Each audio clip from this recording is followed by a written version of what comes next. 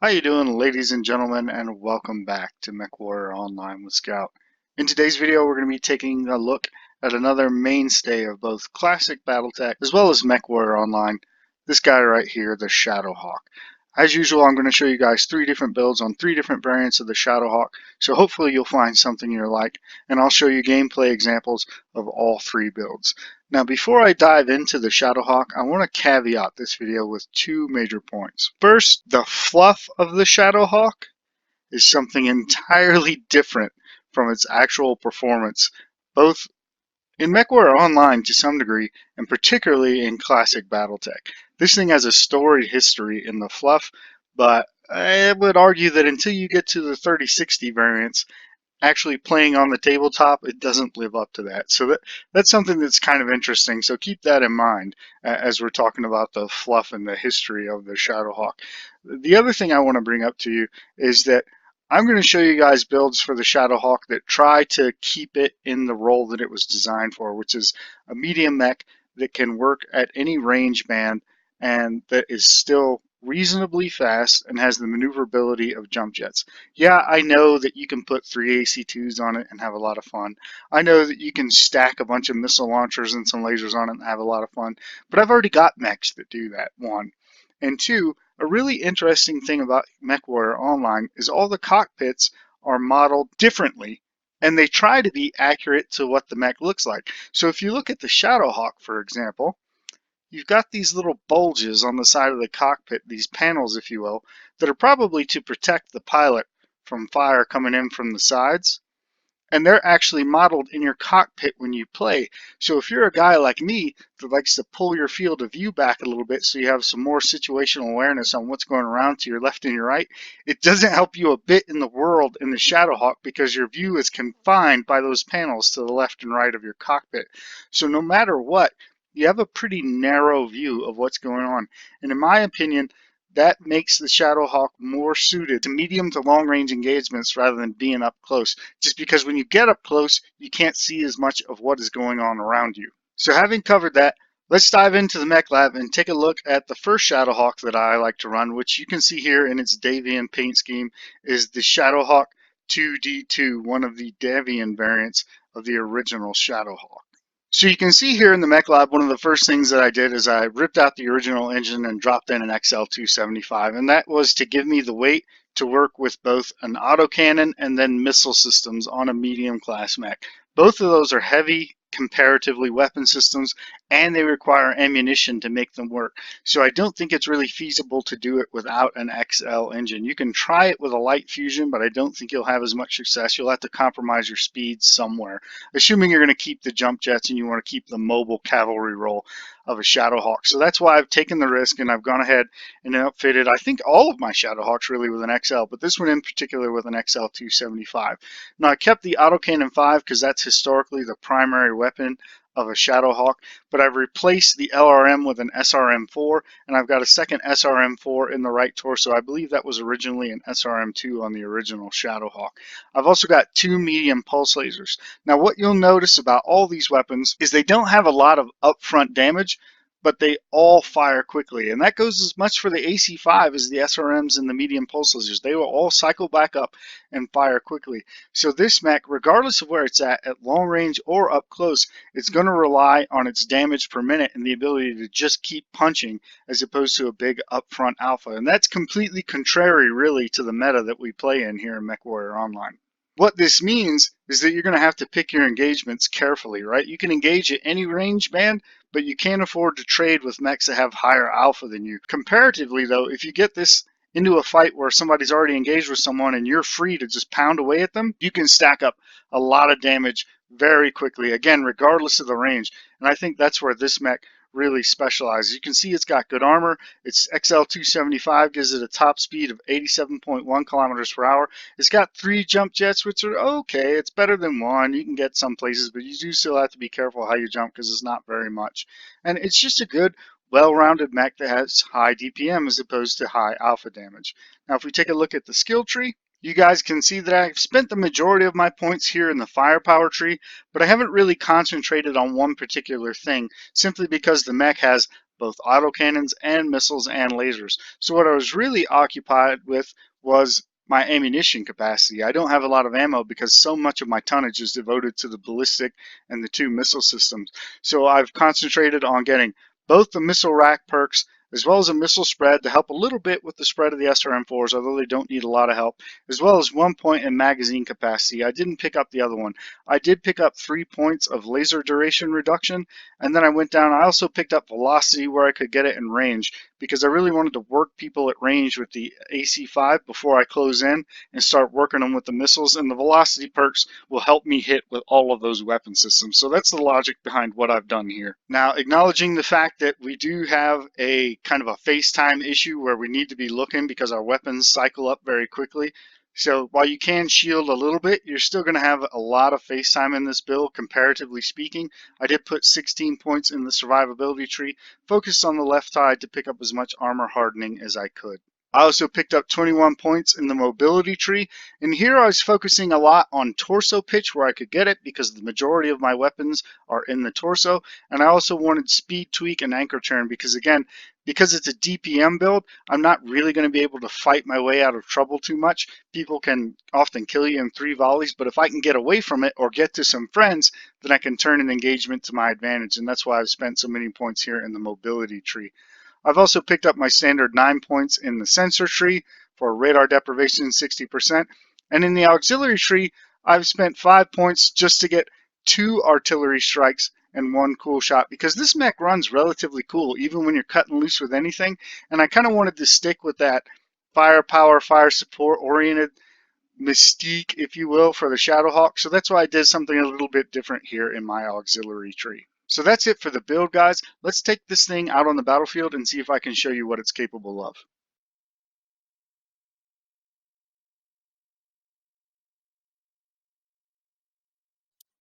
Reactor online. Sensors online. Weapons online. All systems nominal. Negative. Fleet command, coming in. Capture the target area and engage any hostiles. All right. So first things first, look at our cockpit view. This is what I was talking to you guys about. Look at how narrow the cockpit is on this thing. You can imagine what this is like in a knife fight. Like you really can't see much going on to your left or your right. And this is why I try to make my Shadowhawks mostly long to medium range mechs, and then with the capability to get up close and finish a fight if you have to. But all things being equal, I would prefer to be at long or medium range. Now, history of the Shadowhawk. I assume you guys want to know a little bit about this mech, right? Well, originally it was produced for the Star League by Lang Industries. The Shadowhawk has always been a multifunctional mech, for better or for worse. I would argue that it worked out terribly on the tabletop, but you know, that is what it is. The contract specifically called for a medium mech with both long and short range weapons, in addition to jump capability, which is asking for a lot, really, in a medium mech, particularly when you don't have Steel, double heat sinks, XL engines, or any of that. But funnily enough, throughout its history, the Shadowhawk has filled practically every role in the militaries of the Inner Sphere, from recon to full-on attack. And as late as 3025, the Shadowhawk is actually reported to have one of the best battlefield records of any medium-class mech, and is widely recognized as being a superior, well-balanced fighting machine, which I would argue is a load of crap on the tabletop. But you know, what do I know? And let's see if we can. There's somebody shooting out here. Um, Anyway, don't see anybody. That's not to say that it didn't have its problems, though. The Shadowhawk was equipped. Ouch! Stop it. I just got. Yep, there it is. There's a UAV up there. Let's see if I can take this thing down. Really? Gonna have to shoot it twice. Only 2 lasers. Okay, I'm gonna have to shoot it 3 times. No, no, no, no! Ow! Stop it. All right. They're coming that way. And oh, there's another one. I'll probably have to take this down with the autocannon. I don't have the range with the medium pulse lasers. Target spotted. Nah, go away. All right. So, uh-oh. Now they're gonna push us over here. Oh, I was gonna get mad, but that's an Atlas trying to do the Atlas thing, so I'm no longer mad. I am thankful. But it looks like, Target spotted. yeah, It looks like, yeah, this is bad. Our friends are going to rotate away from this poor Atlas who's desperately trying to do his job, and I'm afraid we're going to have to Strike leave him online. because no one's paying attention to the minimap. Yeah, see, everybody's running away. So, unfortunately, we're going to NASCAR. I'm sorry, Mr. Atlas. I don't want to leave you, but I don't really have a choice. That kind of sucks. He's going to die, and I feel bad. What was I saying? So yeah, the Shadowhawk was originally equipped with Holly long and short-range missile systems in addition to the Armstrong cannon, and of course it featured jump jets. It also had a Sparrow 300J life support system that was considered one of the most advanced in the inner sphere at the time. Actually, let's see if we can hit this guy. There we go. Target spotted. A more comfortable pilot was argued to be able to operate at peak efficiency 30% longer than pilots with a less effective light support system. It's straight out of the TRO, I kid you not. In addition, the fully manipulative hand actuator system was one of the most powerful in the inner sphere at the time and enabled the mech to actually grab hold of people in close combat and made it particularly effective in that role. And that's one of the things you have to consider when you look at stock 3025 era Shadowhawks is a lot of their combat capacity was actually built around closing with and punching and kicking lighter mechs. So keep that in mind when you're looking at these older builds. Um, Unfortunately, what the mech did not have was effectively arranged armor plating. The lower leg plating was arranged in such a way that the plates, under stress or damage, would occasionally shear the underlying myelin or musculature bundles, causing the mech to become immobilized, which is really, really bad, as you can imagine. A recall was issued in 2550 to address the issue, but even as late as 3025, some of the mechs were still running around with that faulty armor plating, and this is getting real spicy here. I think we need to help our friend on this guy and let the blood ass go. And I think he's looking at me, so I'm going to duck. Yep, he's not looking at me anymore. He's looking at that Jenner. We can continue to wail away here. Artillery strike online. Didn't get a kill, but we did get a piece of him and a component destruction, so that's nice. But anyway, yeah, the faulty armor plating would haunt House Steiner in the battle for the planet Lorik in 2971. Merrick's Regulon Hussars were attempting to wrest control of the planet from House Steiner. They were defending with the 12th Star Guards in order to gain the water resources on the planet. Steiner dispatched several messengers with critical defense orders, and they guarded them with a lance that included two Shadowhawks. Unfortunately, that force was intercepted by the Regulon Hussars, and the mechs dug in to defend themselves until the reinforcements could arrive. But unfortunately, the armor plates on both the Shadowhawks severed the Myanmar leg bundles and immobilized them and left them helpless. In the end, both Shadowhawk pilots died, the entire lance was destroyed, and it ended up causing House Steiner the battle for Digger's Pass. They lost the battle because the orders didn't get where they needed to go. But despite this incident, the Shadowhawks served generally admirably throughout the Secession Wars, primarily in the houses Davian and Caredia. Davian supported by far the largest number of Shadowhawks, mostly of the 2D configuration, and these were largely found in the Capellan March Militia, the 42nd Avalon Hussars, and the Elite 7th Crucis Lancers. And I really wish that I could hit this stupid commando. Oh, they're frustrating. House Carita, if I can speak, also sported a large number of Shadowhawks, although theirs were mostly the 2K variant, and they were found extensively in the 7th Sword of Light, the Galadan Regulars, and the Sun Zhang Academy cadre. Now, that all changed in 3050, but it looks like I'm going to have to cover that part in another video, because we have just won this battle. And it wasn't a great game, but I think you can see, like, we supported from medium range. We didn't get really much long range support at all, and we were able to close and pound mechs like those assaults when we needed to. And again, nothing spectacular, but 1 kill, 7 assists, 1 KMDD, 427 points of damage is a solid performance and about what you would expect from a mech. In fact, I would say it's more than I would expect from this build. It really does all right for itself, and if you're a better pilot than me, you can probably do even better. But there you go. So there you have it, guys. One game in a pretty old school style Shadowhawk, and yeah, it's a pretty solid mech. It's definitely very different to what you'll see typically being played, and that's something that attracts me to it. It's just really different. But I felt like I wanted something a little more effective on the battlefields of MechWarrior Online. So in the next build, I went ahead and jumped fully on board to the 3050 tech, level 2 tech, and I built that on a Shadowhawk 5M. So let's take a look at that thing. All right, so here you guys can see my Shadowhawk 5M in all of its glory, done up this time in a House Merrick paint scheme because it is traditionally a Merrick mech. And you can tell right away where I've gone with this, right? I have replaced the AC5 with an Ultra AC5, and then I've kept my missiles, but I've done something a little bit different with them. And some of you can probably already guess what I've done because you know I'm not going to LRMs.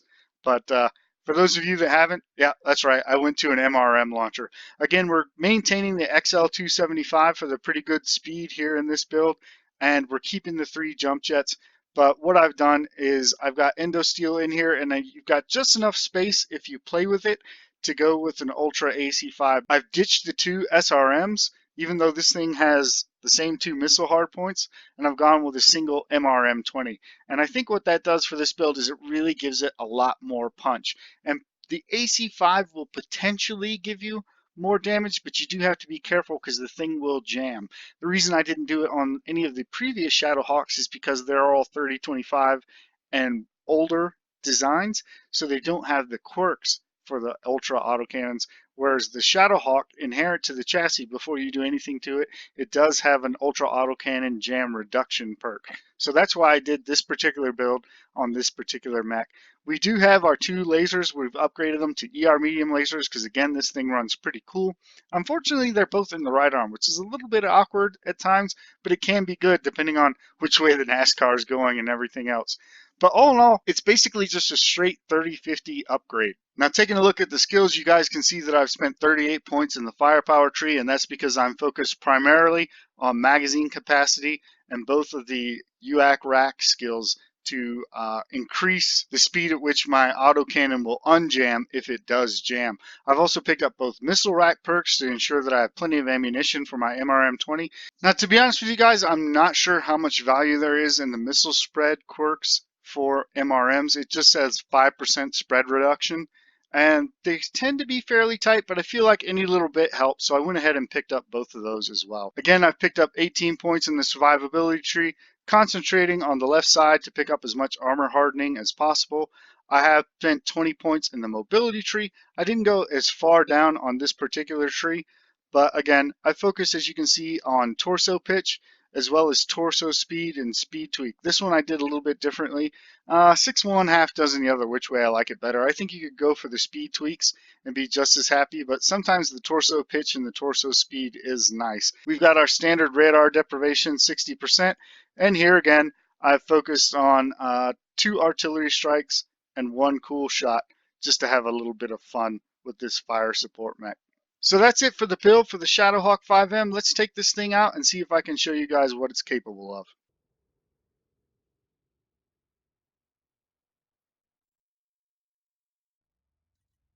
Reactor online. Sensors online. Weapons online. All systems nominal. Canyon Network. So this is going to kick off pretty quick, but fortunately we've only got a little bit of history left. I think we left off in 3050, which is appropriate because this is the 3050 variant of the Shadowhawk. By 3050, the disposition of the Shadowhawk had actually changed a lot. The only surviving factory producing Shadowhawks in the entirety of the Inner Sphere was the Earthworks factory on Callaway 4 in Merrick Space. And we're going to park up here and see if we can get some nice long-range shots with the AC-5 Ultra and the MRM-20. But for that reason, the 3050 update to the Shadowhawk was a Merrick design. That's exactly what we were looking for right there. Good hit. Interestingly, the Majesty Metals and Manufacturing Facility on Duncanshire was also producing the Shadowhawk, but they were producing the old 2H design even in 3050. That is because Duncanshire is actually located in the Magistry of Canopus, of all places. That was not the most successful series of shots in the whole world. But yeah, so it was being made in the periphery, but it was the old design. And even more interesting, the majority of those mechs were sold to the Federated Commonwealth. FedCom would then upgrade the mechs with 3050 tech and then use them themselves. Now, it doesn't specify anywhere why this was done, so you can only speculate. But if we look at what we know, the Federated Commonwealth didn't have a lot of friends at this point in time. A lot of people were very leery of them, considering the drubbing they had given House Target Lau. destroyed. And New target the Magistry of acquired. Canopus has always been concerned about Turian aggression, and the Turians don't have a very good relationship with the Federated Suns, which is half of the Federated Commonwealth. So I suspect that this was a deal that the Federated Commonwealth wanted mechs. They could produce the Shadowhawk, which was easily upgradable to the Federated Commonwealth. So they're like, hey, you provide us some mechs, we'll upgrade them ourselves, and if the Turians threaten you, we'll come save you. I think that's the political drive behind that deal, which makes a lot of sense in the fictional context. But that's just my guess. And I think we're going to go all in on this guy right here because we've got 3-1 and we can take out this mech. And it's just a very dangerous mech. So I'm going to go ahead and do it. It's a huntsman is what I was trying to say. I couldn't think of the name of the mech for a minute. But you don't want to let a huntsman run around. They're pretty dangerous. And I'm going to keep pushing because I want to get to that blood ash. Is really kind of what I was thinking when I came over here. The Focket just kind of,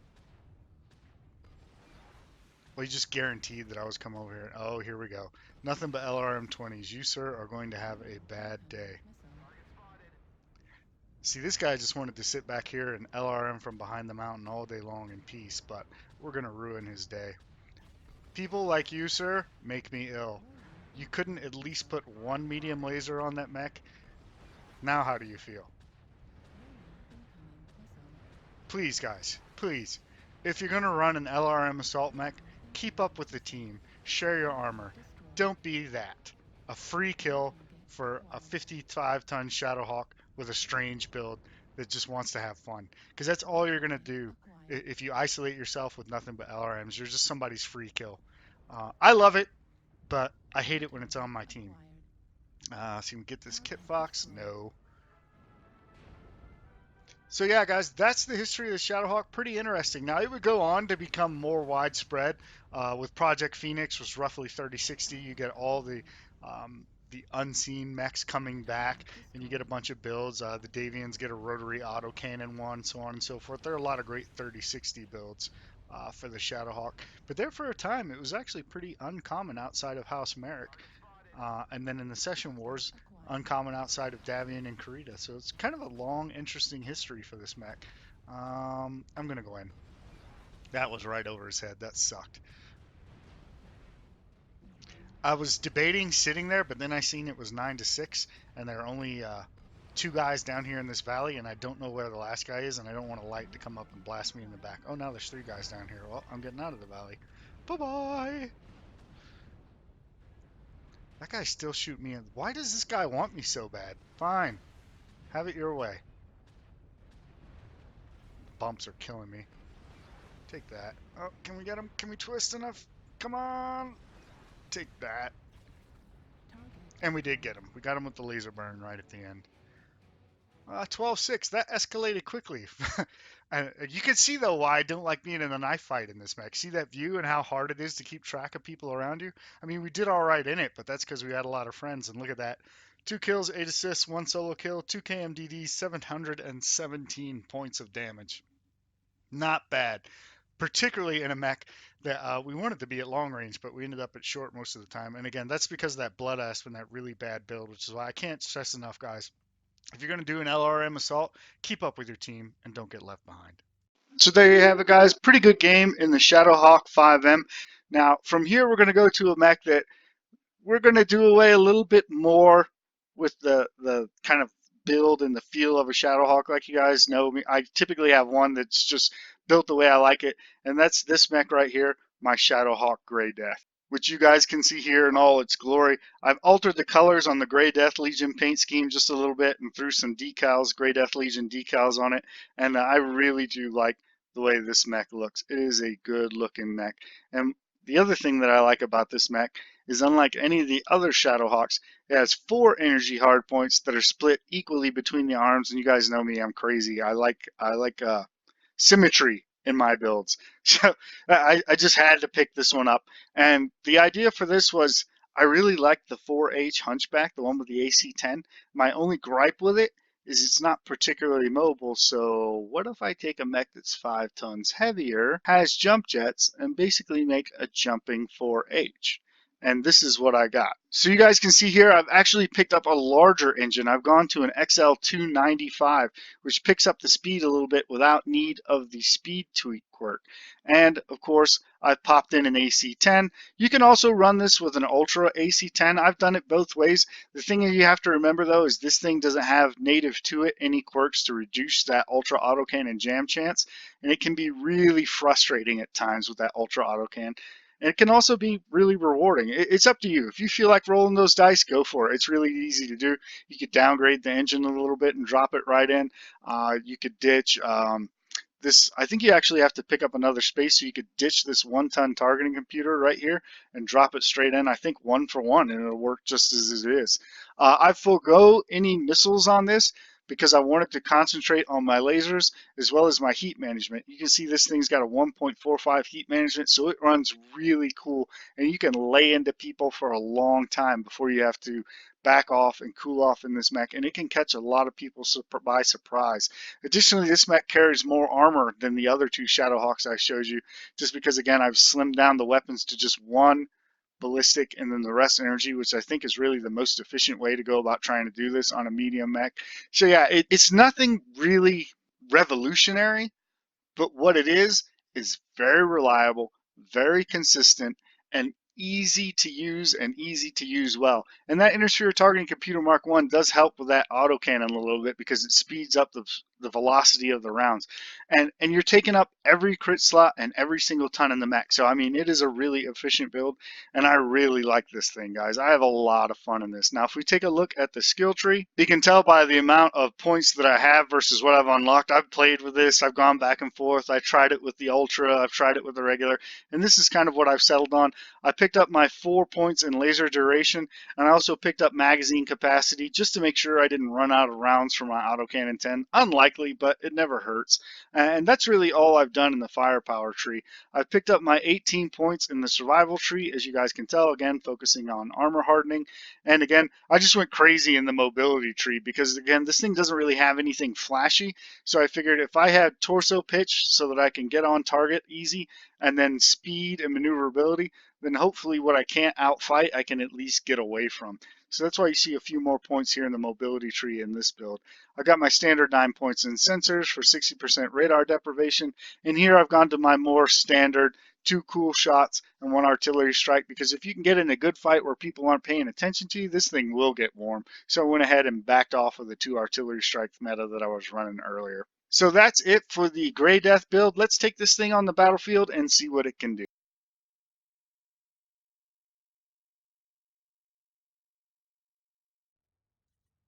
Reactor online. Sensors online. Weapons online. All systems nominal. This is command. Eliminate all enemies, no matter the cost. Can it network again? Alright, I don't mind it. I think Canyon Network is a good map for the Shadowhawk because you can get some long fields of fire if you use the hills like I'm trying to do here. Although with an AC-10, we don't have quite the range that we had with our AC-5s and the other variants. You can jump in and out of the canyons with 3 jump jets fairly easily. It just kind of it plays to the strengths, I think, of the Shadowhawk. Our high-mounted autocannon 10 will do us some good work if you could aim it properly. Wow, how did that miss? And yeah, this is a good map, I think, for the Shadowhawk, even though I do kind of get tired of seeing it. Wow, I wasn't expecting him to be there. It's too bad I blew that first shot. I think we still came out ahead on that trade, though. He only hit us with a couple of missiles.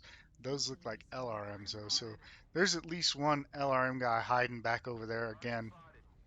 You see that a lot lately, people hiding back over there in that corner, just slinging LRMs. If I get an opportunity to run over there and get that guy, I'm gonna. And that was a mistake. He spread his burnout. We hit his left torso pretty consistently, still are. So I think we're winning this right now. I'm going to continue to try to hit his left torso. That was unfortunate. Now he's showing, oh, come on, showing us his back. I missed both those shots. That was really sad because the 2 of them together might have been enough to take that torso off. I'm going to go back. This is a little bit dangerous. So no, we've got some friends, so we're all right. Got to be careful. I had to hold off the lasers and not hit my friends there. Come on. I hope nobody's behind me because I'm just going to wail here. Online. Nah, stop crowding me. Got the kill. I'm worried about people behind me. There's an assault over there. All LRMs. I'm going. I'm going. I'm going. I'm going. I'm going right now. I'm going to try to get back here. We got a medium and 2 lights. There's 1 light coming back. I know there's at least 2 other mechs over here, so it's 3 on 3. So I'm going to try to make it an unfair fight, 4 on 3, and take a heavy and an assault out of the fight, maybe even a light too. I don't think this is a bad move at all here. We'll take a shot at that light while we can get it. I want the assault, but it looks like we need to focus here because he's shooting our guys in the back, and they're actually dying. It's 3 on 3 now. Yeah, F you, huh? No. F you! He's done. We just got to go through his center torso now. Yep, there he goes. Now we'll try to finish the supernova. Oh man, he's like fresh. Come on. So this guy at least has some lasers. Oh, need to do a coolant flush. I'm stuck. I can't move. Alright, we picked up that kill. And here's a piranha. Got him that time. That was, did not. Oh, there went his leg. Now we're going to finish him. There we go. Mop this up. Thanks to those 2 lights. I wouldn't have been able to do that without them. And fortunately, that's what kept us in the game because it looks like they lost their asses in the center. I'm not sure how. They were down a assault, a heavy, and at least a light. Why are 4 of you chasing down 1 mech? Clearly, you are unable to read the radar when you're playing the game because, yeah, I'm just not even. That guy's obviously has no idea what's going on. I'm going to try to keep my distance here. I wanted to finish that Evan Jag, but I don't want to expose myself. And I know this guy's got, yeah, invariably ATM, so he's a high value target as well. Ah, that one missed. Damn it. And he's like fresh as well. I think we're going to have to go down because our last heavy is down here. Oh my God, look at this. That was that Evan Jag, I think. There's a, good Lord, everybody. Shadowhawk. Uh-oh. Rotary AC2s, they're going to jam. Yep, screw you. And I just don't think, yeah. I just don't have enough mech left. Nah. 700 points of damage, all but 5 kills. I think I did my bit.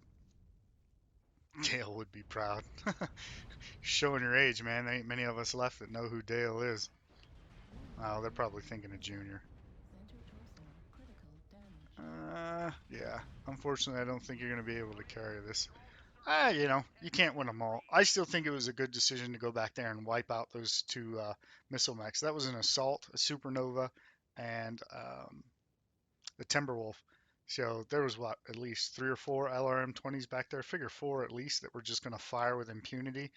And considering how fast our guys got wiped out in the center, it would have been even worse if we hadn't done that. So yeah, I know he's complaining, but yeah, it's always the guilty wheel that squeaks, right?